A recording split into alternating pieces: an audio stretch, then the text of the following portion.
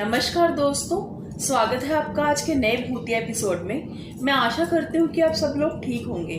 दोस्तों, आज मैं आपके सामने एक ऐसे पिशाच की कहानी लेकर आई हूँ जो 20 सालों तक एक औरत के साथ रहा और 20 सालों तक उसे वो तंग करता रहा। दोस्तों, ये कहानी हमारे एक पड़ोसी हैं, उन्होंने हमें सुनाई थी। ये कहानी हमारे जो पड़ोसी थे उनके दोस्त की कहानी है, जो कि यूपी के गोरखपुर गांव में रहा करता था और वो जॉब के सिलसिले में लुधियाना रहा करता था। तो दोस्तों, चलिए उनकी कहानी स्टार्ट करते हैं। दोस्तों, पवन वैसे तो यूपी के गोरखपुर गांव में रहा करता था, लेकिन वो काम के सिलसिले में पंजाब के लुधियाना शहर में एक फैक्ट्री में काम किया करता था और हमारे जो पड़ोसी थे वो भी उन्हीं के साथ काम किया करते थे। और एक दिन बातों बातों में जो पवन था उसने अपनी जिंदगी की ऐसी सच्चाई बताई जिसे सुनकर हमारे जो पड़ोसी थे उनके रोंगटे खड़े हो गए। उन्होंने बताया कि जब उनकी शादी हुई तो उसके बाद जब उनकी बीवी को पहला बच्चा हुआ तो उनकी जो बीवी थी वो 1.25 महीने से पहले ही घर से बाहर किसी काम से निकल गई। दोस्तों, कहा जाता है कि जब किसी औरत को बच्चा होता है तो उसे 1.25 महीने तक घर से बाहर कहीं नहीं जाना होता, लेकिन उस समय उनके घर पर कोई भी नहीं था और उसको ज़रूरी राशन लाना था, तो इसी वजह से उसको घर से बाहर निकलना पड़ा। दोस्तों, आप तो जानते ही हैं कि उस समय गांव में इतनी ज़्यादा जनसंख्या नहीं होती थी और गांव में खेत होते थे और काफ़ी ज़्यादा उजाड़ भी होता था।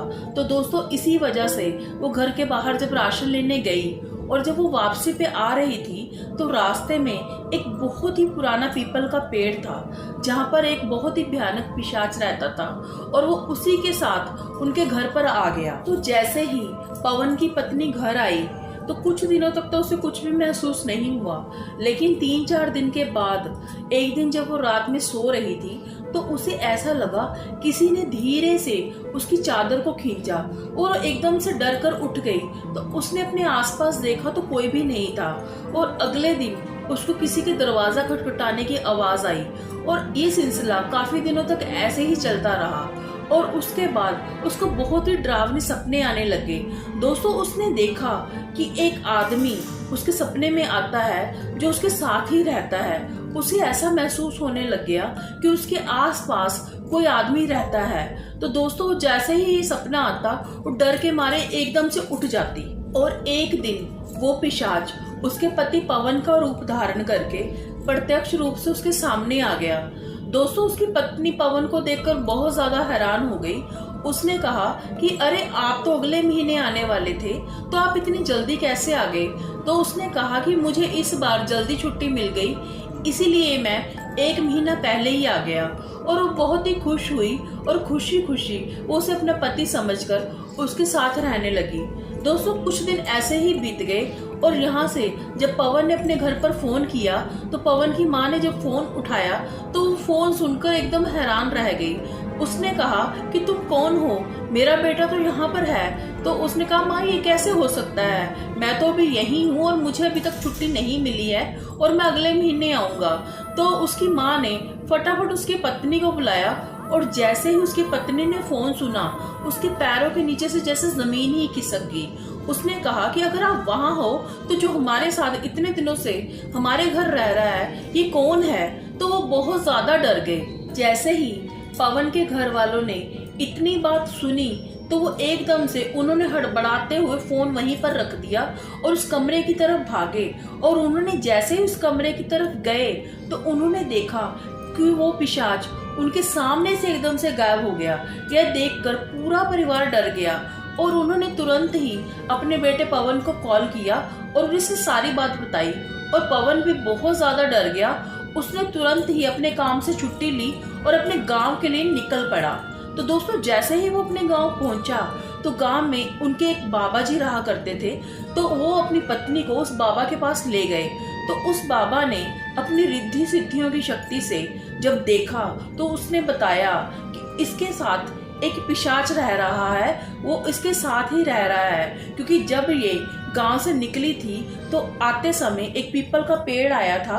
तो ये उस पीपल के पेड़ से जैसे ही निकली तो वो पिशाच इसी के साथ उसके घर आ गया। तब से वो पिशाच इसके साथ पति रूप में रह रहा है और वो इसे कभी भी नहीं छोड़ेगा, वो इसको नुकसान भी पहुंचा सकता है। तो इसके बाद बाबा ने कहा कि पर तुम्हें चिंता करने की कोई ज़रूरत नहीं है, मैं तुम्हें एक ताबीज़ बनाकर दे रहा हूँ। जब तक ये ताबीज़ तुम्हारी पत्नी के पास रहेगा तब तक वो पिशाच इसके पास कभी भी नहीं आ पाएगा।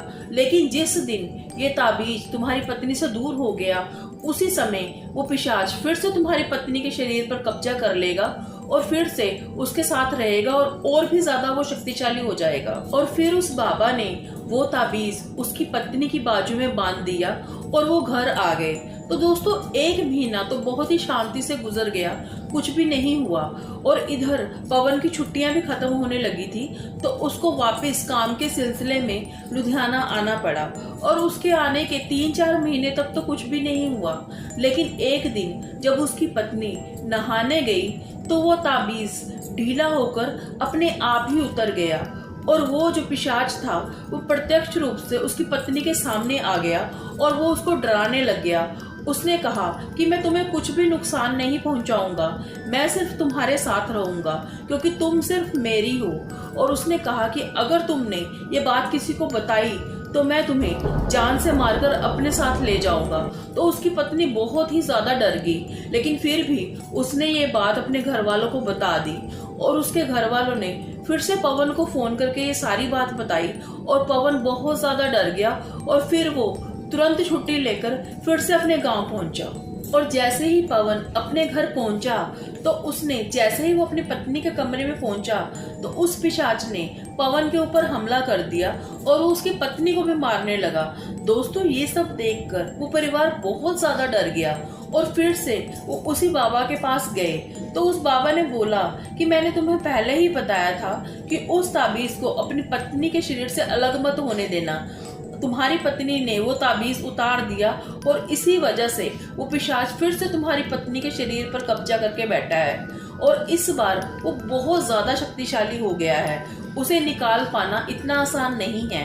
लेकिन उन्होंने कहा कि तुम चिंता मत करो, मैं तुम्हें एक और ताबीज बनाकर दूंगा, लेकिन इस बार इस बात का खास ध्यान रखना कि वो ताबीज तुम्हारी पत्नी के शरीर से अलग ना हो, क्योंकि अगर दोबारा ऐसा हुआ तो फिर मैं कुछ भी नहीं कर पाऊंगा। उसकी पत्नी ने वो ताबीज फिर से अपनी बाजू में बांध लिया। दोस्तों इसके 3-4 साल तक सब कुछ नॉर्मल था, सब कुछ ठीक हो चुका था और उनके घर में दूसरा बच्चा भी हो गया था जो भी बिल्कुल स्वस्थ पैदा हुआ था। दोस्तों सब कुछ अच्छा चल रहा था और जैसे ही 4-5 साल गुजरे, एक दिन उसकी पत्नी गांव में जा रही थी तो अचानक ही कहीं से उसको धक्का लगा और जैसे ही दीवार में लगी तो वो जो ताबीज था वो दीवार से रगड़कर एकदम से निकल गया। फिर वो पिशाच प्रत्यक्ष रूप से उसकी पत्नी के सामने आ गया और वो उसे बहुत ज्यादा मारने लग गया।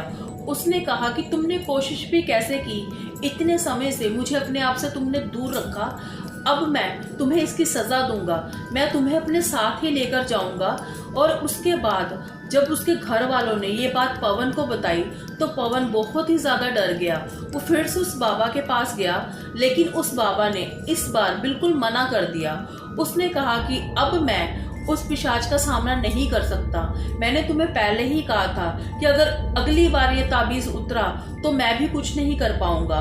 तो उसने कहा कि मेरी जो रिद्धियां सिद्धियां हैं वो अब इस पिशाच के सामने बहुत ही ज्यादा कम है, मैं अब इसका कुछ नहीं बिगाड़ सकता, अब वो तुम्हारी पत्नी को अपने साथ ही लेकर जाएगा। और उसके बाद पवन ने कई बाबाओं को दिखाया, कई उपाय किए, लेकिन कोई भी फर्क नहीं पड़ा। दोस्तों ऐसा करते करते 20 साल बीत गए और 20 साल तक उस पिशाच ने पवन को उसकी पत्नी के पास भी नहीं आने दिया और वो उसकी पत्नी को रोज परेशान करता था। तो दोस्तों एक दिन पवन को एक अघोरी बाबा मिले। पवन ने उनको उसकी सारी बात बताई तो उस अघोरी बाबा ने जब अपनी तंत्र विद्या से सब कुछ देखा तो उन्होंने पवन से कहा कि वो पिशाच बहुत ही ज्यादा शक्तिशाली है, पर तुम चिंता मत करो, मैं उस पिशाच को तुम्हारी पत्नी की जिंदगी से हमेशा के लिए दूर कर दूंगा।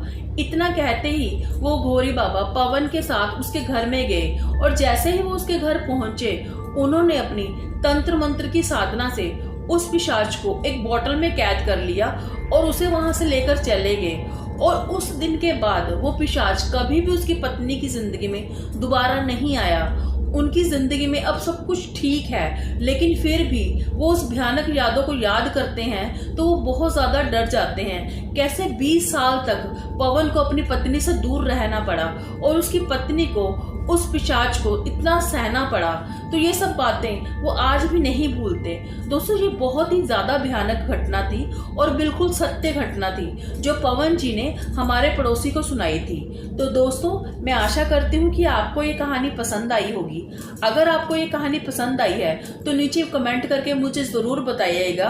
और इसी के साथ मैं खुशी शर्मा आपसे विदा लेती हूँ। मिलते हैं आपको एक नए एपिसोड के साथ। तब तक के लिए आपका बहुत बहुत धन्यवाद।